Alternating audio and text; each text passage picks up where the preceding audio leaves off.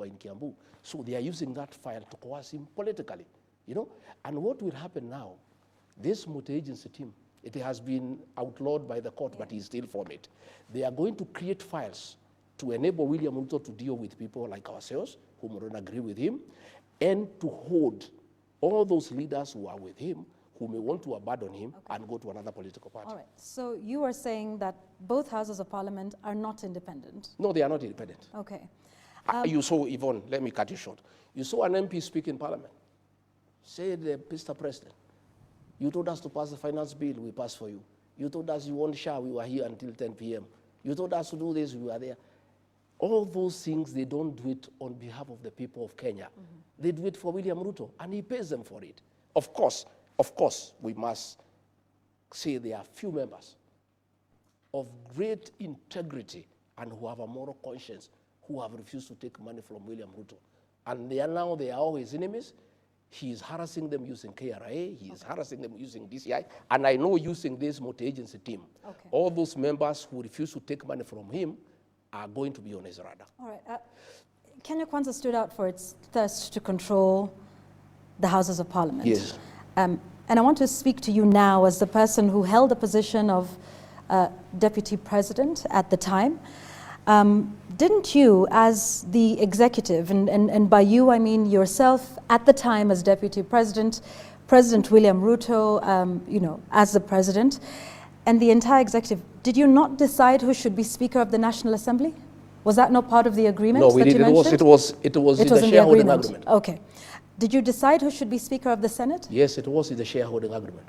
Did you decide who should be Majority Leader for both houses? It was decided after the election. Did you also decide who should chair each of the committees? Yes, it was. In both houses? It was. Didn't you also cause members of the party and the alliance at that moment to attend meetings at State House to give them instructions on your agenda, what to vote for, how to vote? Yes, we did. And so the grand total of this was what? Control of the legislature by the executive? It was so why, the intention. What was the intention? The intention was to push the government's legislative agenda. Okay, so this was a push that came from the executive. Yes. Are you then now surprised that members of National Assembly and the Senate are speaking the language of the executive when you yourself are a part of the executive making these decisions, where the member of the Speaker of the Senate, the Speaker of the National Assembly, all came from the party that you rode on to power? I think it was a very good. If you are saying today that we don't have independent houses of parliament, aren't you then responsible for that, because this was your doing with President William Ruto? Yvonne, that's a very good observation. The intention was very noble. When we formed government, we had a manifesto, a great manifesto, bottom-up economic transformation agenda. Creating good business environment, lifting people from the bottom of the pyramid. We wanted a majority in parliament to help us push that agenda. Okay?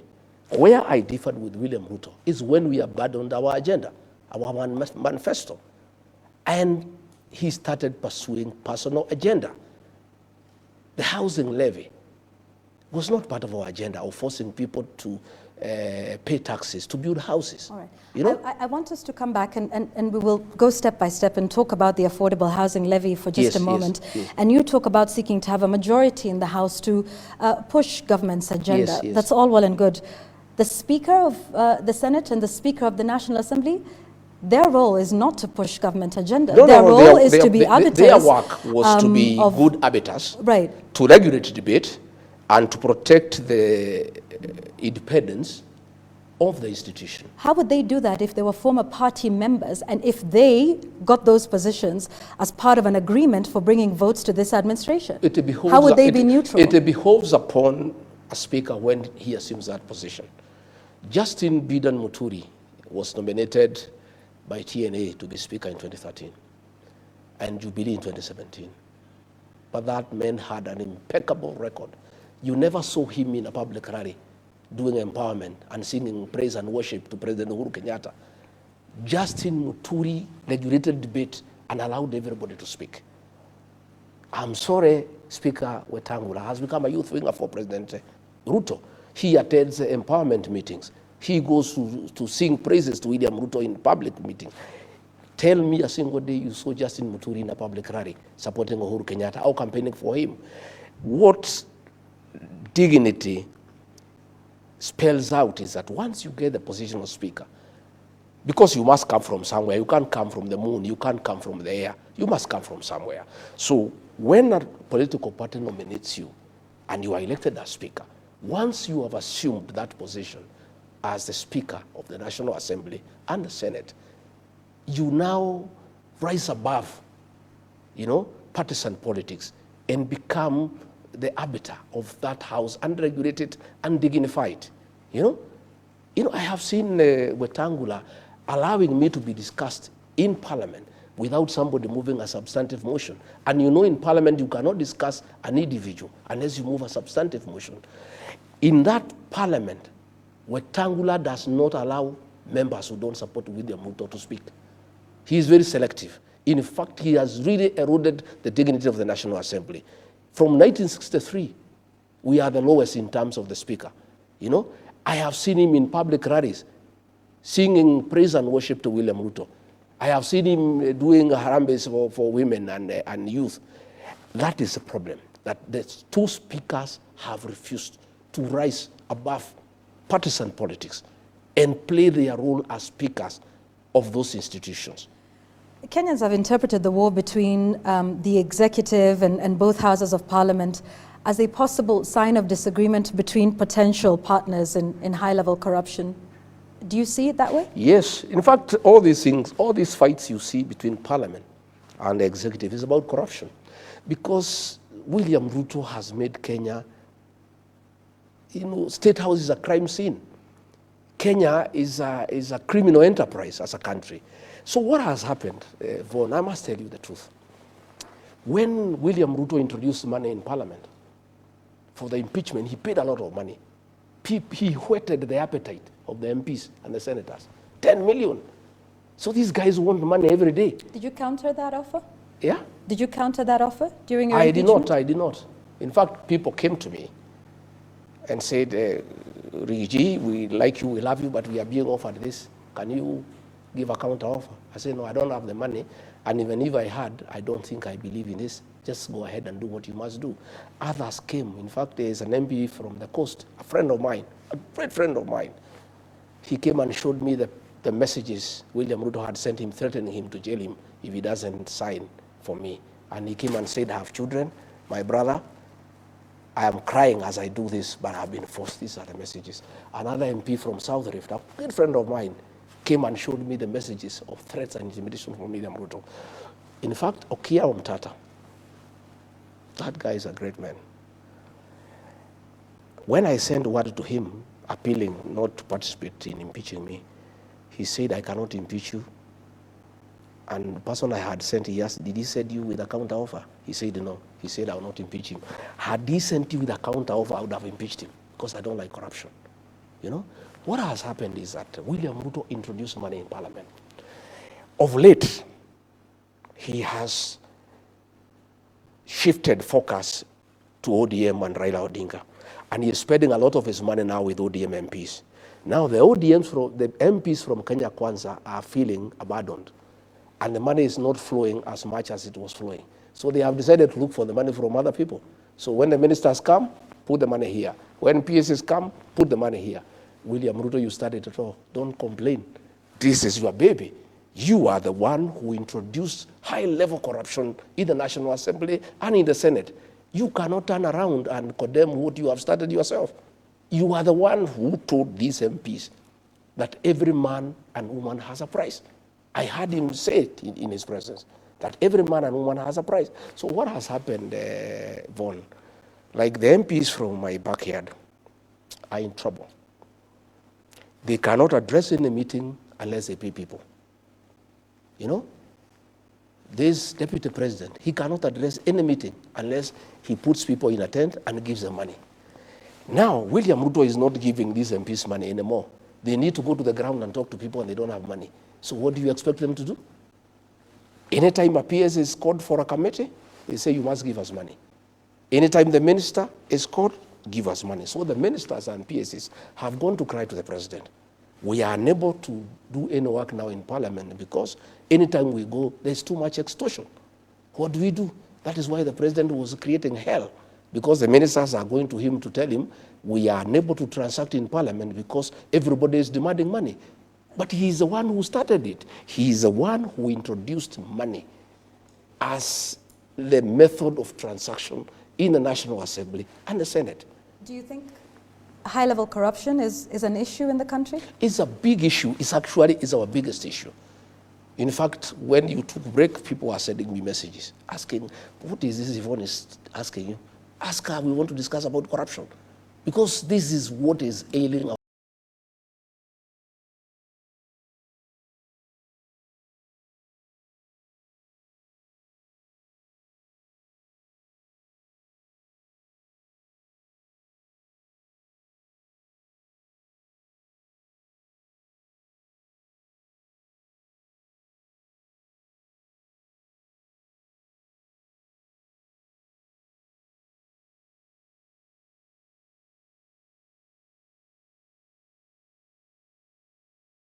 country. And I can tell you, Yvonne, State House has become a crime scene. When he was talking in that meeting, after the meeting, he gave those MPs each 100,000. After complaining that they're asking for money and he doesn't want corruption.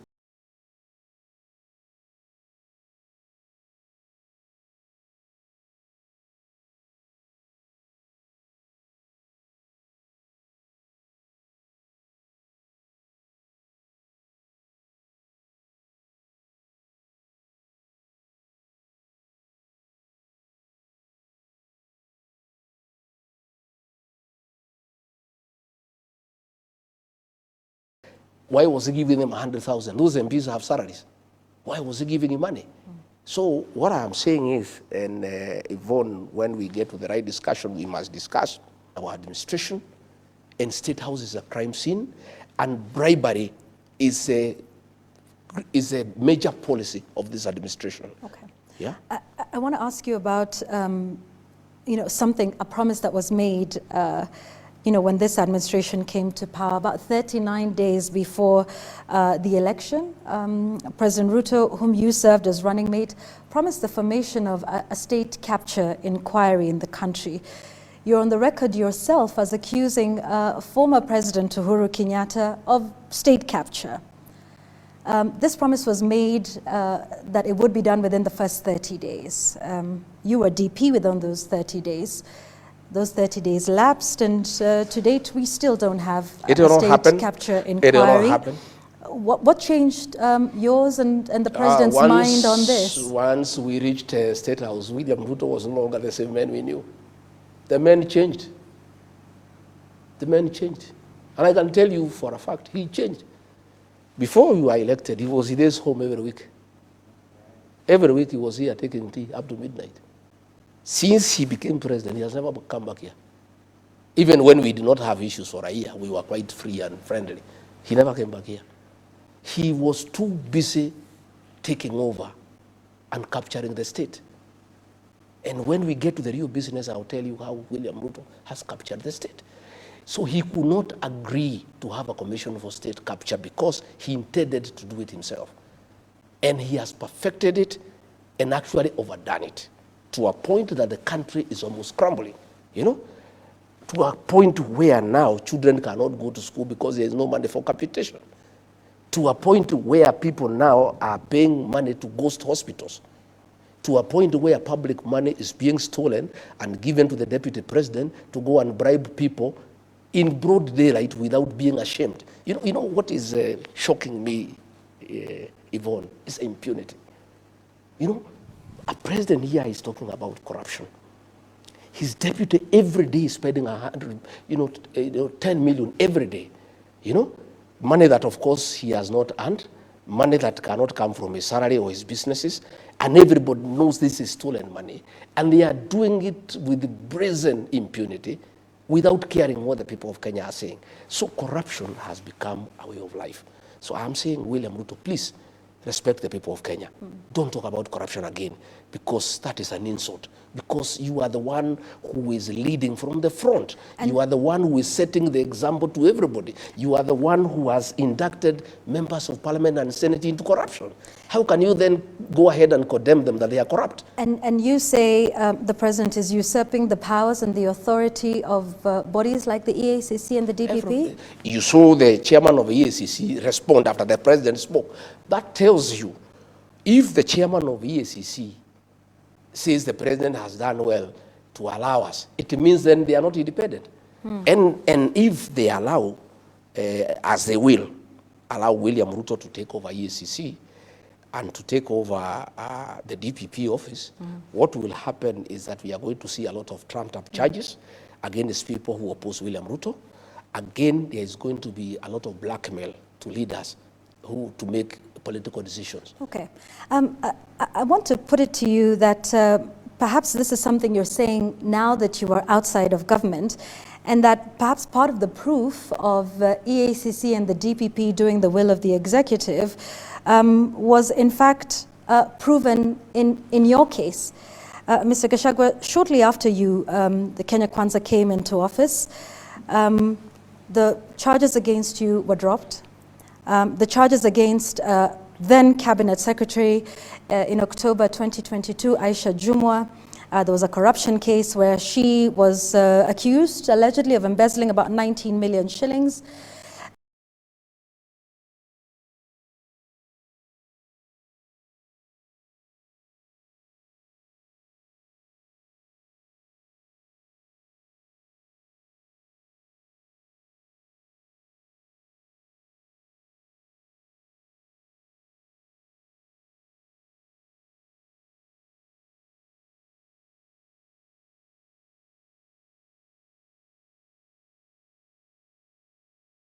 There was charges against then Cabinet Secretary Muthee Kiengei of attempted rape. All of those were dropped. Administration was doing what William Ruto is doing, okay? It was using the criminal justice system to punish those who are opposed to it. The fourth administration was unhappy that I was supporting William Ruto, yeah? And therefore they brought charges against me and there was no evidence. So once we came into office, the DPP, yeah, got to the DCI to swear an affidavit. It's on record in court and said we had nothing against this man. We were told to prosecute him. We had no evidence. Even if that matter proceeded, it would still have been dismissed by the courts. Okay? What pains me, Yvonne, and I feel very sad, is at that time when we were being persecuted by the fourth administration, William Ruto saw that in his administration, never again will he allow the use of the criminal justice system to punish those opposed to him. Yeah? He gave that undertaking that he'll never allow. And politics will be done the conventional way, through persuasion and consensus and concurrence. The minute he became president, I don't know what happens to that state house. Somebody is elected, he's a good man. When he reaches there, you know, sometimes I even get very worried of being elected president. Somebody who was a reasonable person, somebody who was saying great things, somebody who was sensible, somebody who was for the rule of law, he becomes president and becomes a monster. William Ruto gave us an undertaking, in private and in public, that under his watch, in his leadership, he would never allow the use of the criminal justice system to pursue politics. That's exactly what he's doing, you know? And that's what I'm saying is, I don't believe he is the same person. You know, sometimes I think he's a double, you know? Because this man used to sit with me here with Pastor Dorcas, and we pray together. And the things he said he cannot do, Kwanza, he said in an interview, I will never allow anybody to punish my deputy. I will never allow anybody to lack respect for him. I will never allow anybody to do to my deputy what Uhuru Kenyatta has done to me. he not only did the same, but he went ahead to do what Uhuru Kenyatta never did to him, to pay people to throw him out of office. And this is the same man. So sometimes, I don't know whether he is the same person. Sometimes I get lost. Why do you think, so you're saying the president punished you? I'm saying what he had said he would never do. He not only did it, but went ahead to throw me out of office. Why do you think he did that? Because I could not agree to many things that he was doing. He had wanted a Mr. Yesa. He had wanted somebody to agree to corruption, somebody who can agree to killings of young people. I told him off. I told him no. And I said, I cannot agree. All right, let's speak about some of the things that are in the country right now, yes, and that you seemed to agree with. The Social Health Authority, SHA, something you were a big supporter of, then, now appears to be suffering a series of scandals. At least the Ministry of Health is defending itself, is defending its record, saying there is no fraud at the Social Health Authority. You sat there when this was being mooted. What was the proposal? And do you think, in hindsight, that initially I supported. Yeah. What was the idea that you supported? We had committed. Yeah. We had committed in our manifesto to improve on NHIF and actually make it available to every Kenyan. And in fact, we promised to reduce the payments for ordinary people from 500 shillings to 300. We went ahead to promise that those who could not pay, who had no income at all, will be covered, by the fund without having to make any contribution. Those are the things that we did. So when we came in, we got the former CS for roads, Kamau, to come and chair the board of NHIF. And he started on a process of how to reform it and make it better. And proposals were done, and it was agreed they needed to improve the system at a cost of about 800 million, to make NHIF more responsive, to make it more efficient, to serve the people of Kenya. William Ruto put a team of advisors at State House who are working parallel from the ministers. And they came up with this thing called SHA. Yeah? And they said NHIF is bad, there was a lot of fraud, we must reform it and we must change it completely. And this thing was brought and we started interrogating it. Along the way, I started getting feelers that this thing was a scheme to rip off the people of Kenya. Yeah?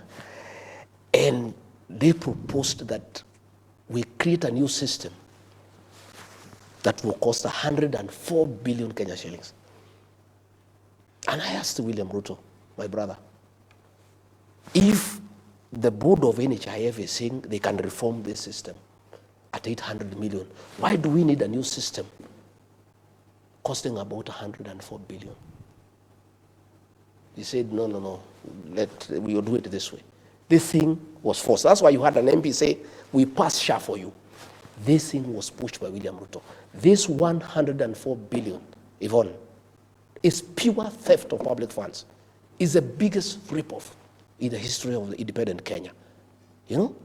This system does not exceed 1 billion shillings. 103 billion shillings had been stolen by William Ruto and company. And that is why it is him, because you had the MP saying, we passed you a SHA. Okay? And that is why he was saying when he was in Sagana, explaining why we differed. Oh, did you ever hear Rigathi defend the health system? Did you ever hear him defend the education system? Did you ever hear him talking about the housing program? I told him, give me a break. I cannot defend corruption. I said, Mr. President, excuse me, forgive me. I could not help you to defend SHA. This is outright theft of public funds. Now, after stealing 104 billion shillings, Duale and company now, the little money people have been deducted from their salaries, the little money that people are paying for SHA, this money they are sending to non-existent hospitals and stealing it And this is the money that is doing empowerment programs by Mr. Soprano. This is the money that William Ruto is using to bribe people in State House. Where do you think this money is coming from? I heard him asking the governor of Mandera, not governor of Mandera. He was saying there is a governor who has paid 150 million. Where did he get it from? I want to pose you the question, Mr. William Ruto. This money you are bribing people. This one you have given Soprano to bribe people. Where are you getting it from? This is money for sure. Now, Aden Duale is telling us, an abusing journalist, Yvonne, that we have shut down the hospitals. How do you shut down hospitals that do not exist? Please, these people, the impunity, the kind of contempt they have for the people of Kenya. A minister telling the people of Kenya, they have discovered that money is being paid to non-existent hospitals, ghost hospitals. And his reply is that, no, we have shut down those hospitals. Where is the money? What measures has he announced today? If these hospitals were non-existent, if these hospitals were not compliant, and they have been shut because they are not compliant, has he announced how we shall recover this money? I would have expected William Ruto, the new champion of fighting corruption in Kenya, to talk about this. Instead, he's only talking about 10 million, and his complaint, it has not reached the MPs who are his friends. That is his only concern, that 10 million was bribed, it did not reach MPs. William Ruto, why are you not speaking about this 10 billion? By today, in a country of the rule of law, Duale should be at home. You know? What and for? We are saying, what for? He should have been sacked. This is a scandal of unknown magnitude. You have seen today the website for SHA, where the records were, showing who has been paid, has been stepped down, so that you people do not interrogate these hospitals. Because what would have happened? You people are very imaginative. With the list they are showing who has been paid, you would have sent your correspondents all over the country to see whether the hospitals exist. And because they don't exist, that is why they have removed, those details from the website, so that Kenyans do not interrogate, they do not audit the theft of public funds. And then there is also the affordable housing, again, something else that you touted. In fact, you were on record as telling everybody that this is something that you should pay up.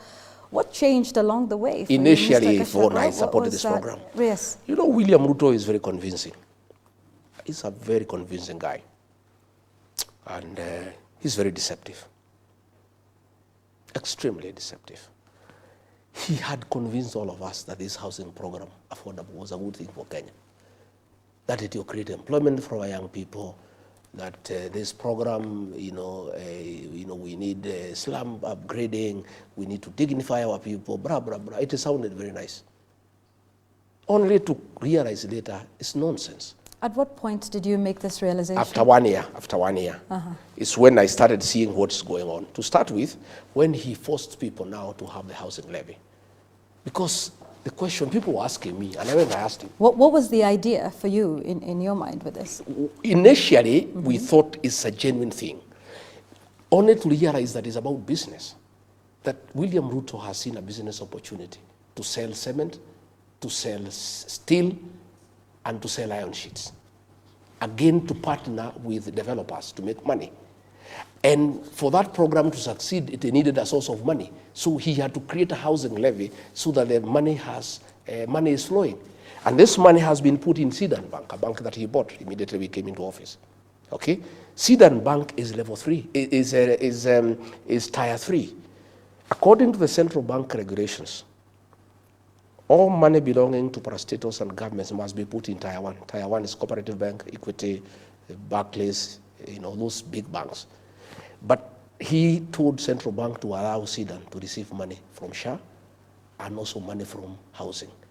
So that bank has grown, from a profit of 300 million in 1 year to 1.2 billion. So I want to understand this. You're saying, so at what point did you realize SHA, according to you, wasn't the idea that you needed? The first 1 year. Housing in the first 1 year. The first 1 year okay. of our administration is where it started becoming very clear to me that this William Ruto was not a genuine man, He had conned us, he was deceptive, and he's a businessman, and he's not interested in the country. And yet, Mr. Gachagua, you stayed and then got impeached, and it is only after your impeachment that you started to speak out about all of these things, about organizing meetings. I spoke before. So my question to you is, you say you are not a yes man, and that's why the president doesn't like you. Yes. You say you realized that, you know, SHA and affordable housing had issues with all of these.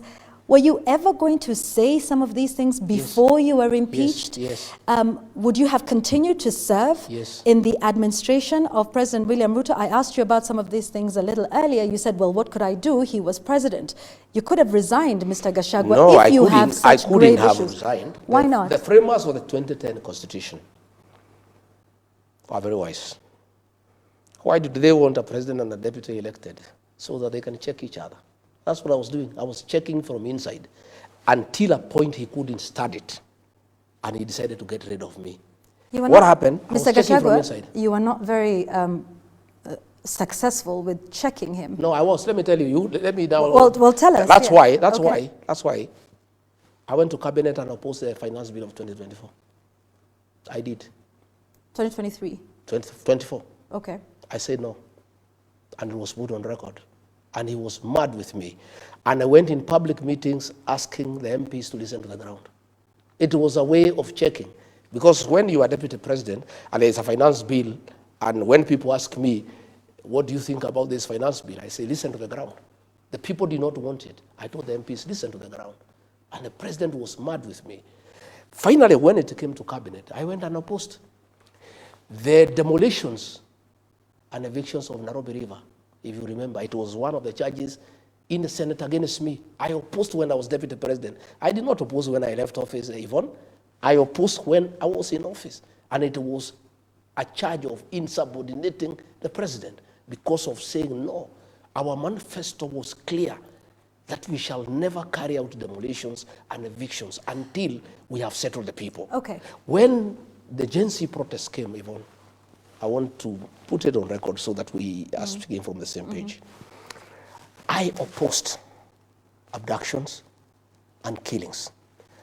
And when the president insisted, and our kids were shot and killed on June 25th, 2024, on the 26th of June, as deputy president, I called a press conference in Mombasa and castigated President William Ruto and the Director of National Intelligence Service for abductions and extrajudicial killings. I am not doing it because I'm outside, Yvonne. I was doing it from inside, and that is why the president now could not stand it anymore. In fact, it's after my press conference on June 26th is when he made a decision he must get rid of me, and it took him about 4 months.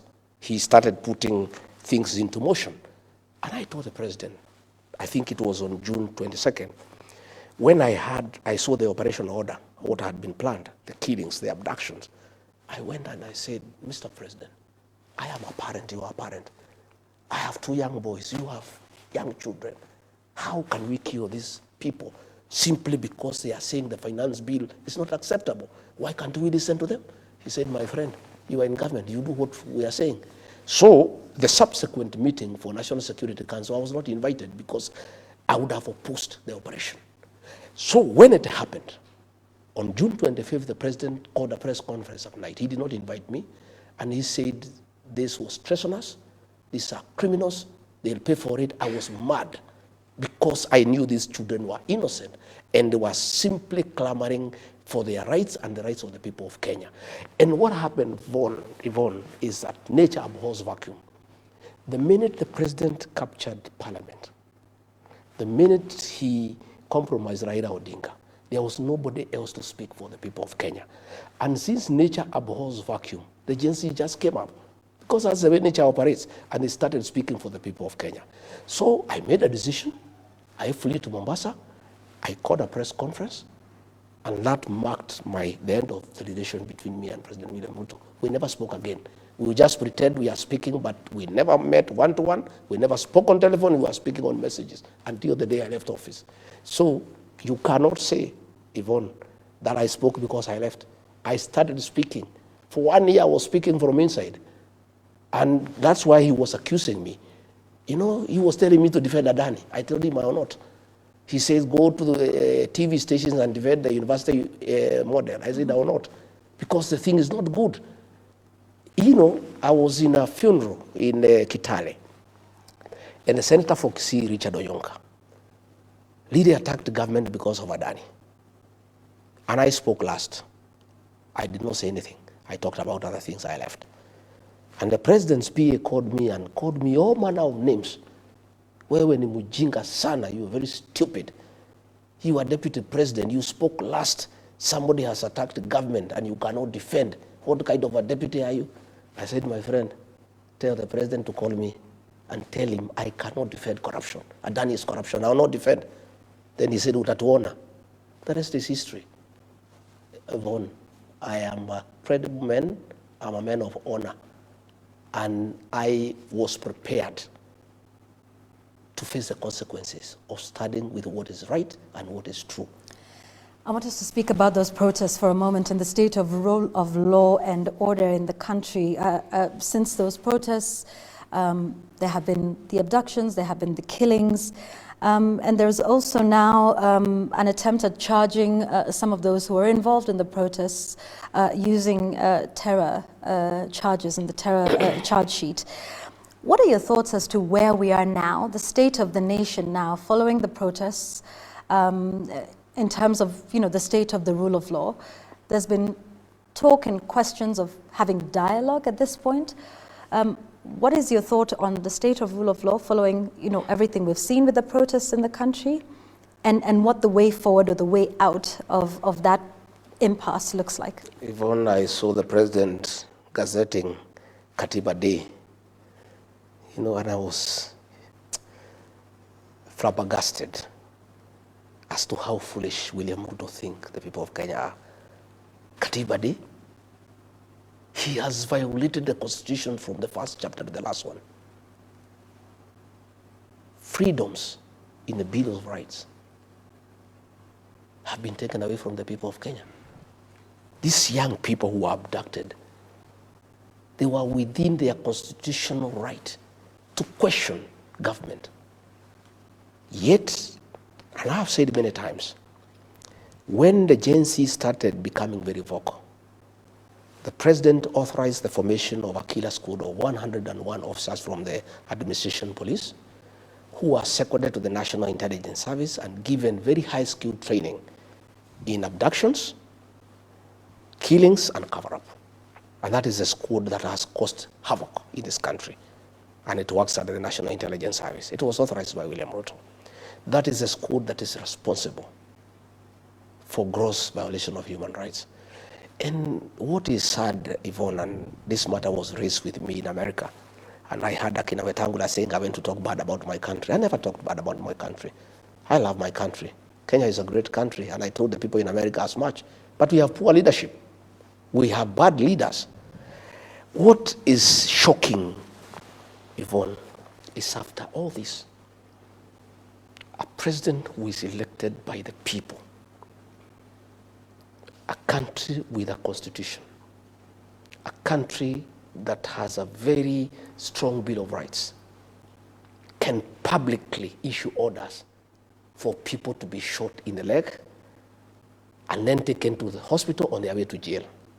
It's a level of impunity. And I'm very happy that in the bill in the Senate in America, that issue has been raised, abductions and extrajudicial killings.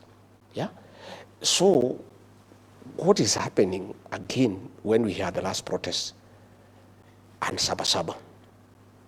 The state took over the protest and sent criminal goons to beat people, burn and torch property, and stage manage attack of police stations and courts. It was done by police. And then arrested innocent young people and charged them with terrorism. You know, that court in Kahawa is a specialized court to deal with terrorism, a very serious crime that needs to protect our territorial integrity and make sure that the country is safe. But to make sure that these young people are intimidated and they have no voice and they will never again hold the government to account, they are charged with the terrorism. So as we speak, we are at the lowest in terms of violation of human rights, and that's where the Americans are having a great problem with us. And we have never reached where we are, and the situation is coming from bad to us, and it is laughable that the president, ahead of his address to the United Nations, he's going there to the United Nations General Assembly. He is trying to appease the international community because there is a lot of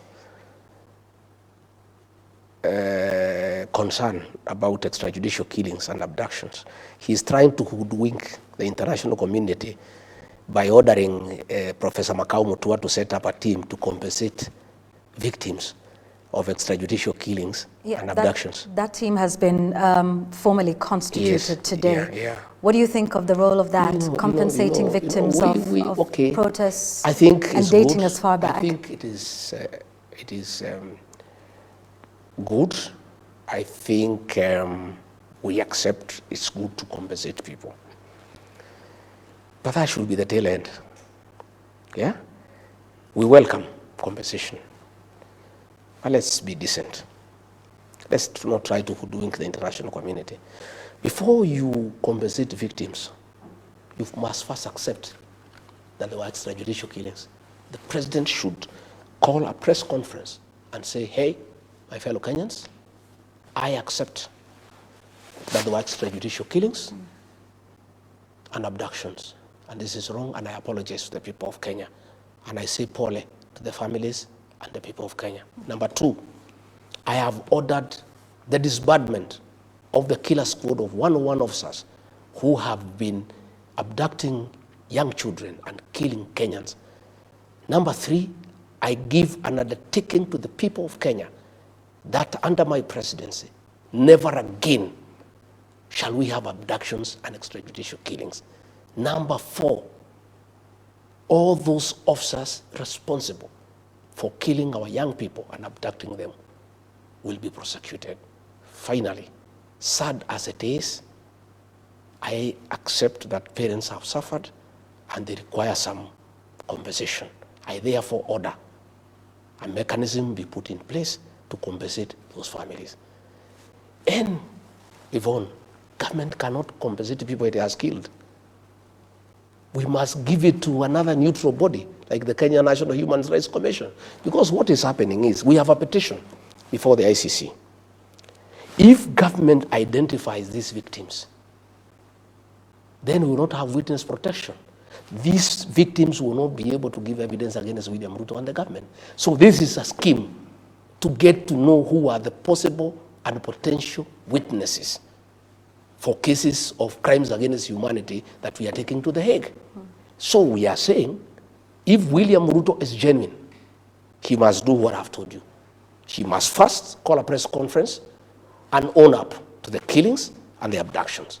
All right, before Two, Yvonne, he must disband that killer squad that has been doing it. Okay. And then he must de-gazette that team, pass this responsibility and the funds to the Kenya National Human Rights Commission, which is neutral. Because how would you get people who killed your child are the same people who are coming to compensate you? Even in terms of the way you relate. You know, the same person who shot your child is the one saying, oh, Mama, I'm sorry we killed your son. Yeah? Here is 100,000 to compensate you. How does it work? Let us have an independent body, the Kenya National Human Rights Commission, to be able to do it. I want to talk about, and to switch gears a little bit and, talk about some politics for a moment and maybe go back to your return from the United States. You've been having the, what you call united opposition. Mm-hmm. We didn't see your colleagues at the airport to welcome you back. They were not supposed to come. Okay. This was, I was just coming home. Mm-hmm. And I think when Kipchumba Murkomen threatened to arrest me, my supporters decided to come to the airport to make sure that I'm safe. It was a family affair. Of course, the government organized to attack me, and those were policemen in civilian, accompanied with goons. They actually wanted to kill me at Pipeline. They took a big boulder and dropped it on my car. You know, I escaped death by a whisker, and I think they wanted to kill me. And what Mukomel should know, that if he had killed me, there will be no country. There will be a civil war. And I don't know whether they know what they are playing around with. This country, where it has reached, people should not have such jokes. Those are jokes that are not good. We have a country. We have a country, Yvonne. And myself, what I did, we were supposed to go through Jogoo Road all the way and greet people in the Kamukonji. Yes. Me, I'm a very responsible leader. When I assessed the situation, and I realized that a lot of force had been mobilized, policemen in civilians with guns, accompanied by goons with knives and pangas and rocks, and a civilian aircraft with policemen was hovering in the air and coordinating with the civilian officers on the ground, giving them our movement. Like I wanted to pass through express highway. The police blocked me so that I go to where the trap had been set. When I analyzed the situation, you know, I said, let's cancel going to Jogoo, because I don't want people to die in my name. I don't want women to be hurt. Even journalists, your colleagues, ask them, you were with them there, they were beaten, their cameras were taken, the money was taken from them, they were threatened with the knives. A lot of violence was meted against us, you know? And it is a threat, by the way. Even I heard the minister say, no, we were not aware of their movement. Yet he was saying 2 days before, we have credible intelligence, there will be violence. Of course, he had credible intelligence, there will be violence, because they are the ones who are organizing the violence. He was predicting the same violence that he is organizing. So what I'm saying is, when I was away, they were trying to say, when Rigathi is out of the country is peaceful. But my team went to Murang'a. They were attacked by police with guns and goons. Again, they went to Gilgil. They were attacked by police and gangs. They went to Subukia. The violence that we have seen against DCP and myself is being carried out by the state. And I must say today, because it's important, I cannot report William Ruto to the police because they are under him. I cannot report the police to themselves. I cannot report Mukomen to the DCI because he is under him. So in the situation that I face with my members, I can only report them to the people of Kenya. You know, sometimes I hear Ruto saying, oh, go and write a statement. We write a statement to who? How can you go to report William Ruto to the police? How can you go to report Kipchumba Mukomen to the police? You can only, what I can do in my position is just tell the people of Kenya what is happening. The National Police Service is independent? It's not independent. It's because not? How can it be independent when Mukomen is telling them shoot to kill? When William Ruto is saying shoot in the leg? They are just pretending that they are independent. They are not. That guy called Douglas Kaja, he is from my home. And I told him the other day, you are a potential customer of ICC. Remember what happened to General Ali? William Ruto and Kipchumba Mukomen will use you. What is happening? I told him, Kaja, he's from my village. One of these days, you'll be in ICC. I want to tell these county commanders in Nairobi and elsewhere that we have set up a team to document all these violent activities. We have, like now what happened in Nairobi, we have documented it. The county commander, Nairobi, the sub-county commander, Embakasi, when we form government, they'll have to answer. Because why are they allowing police and goons to attack people?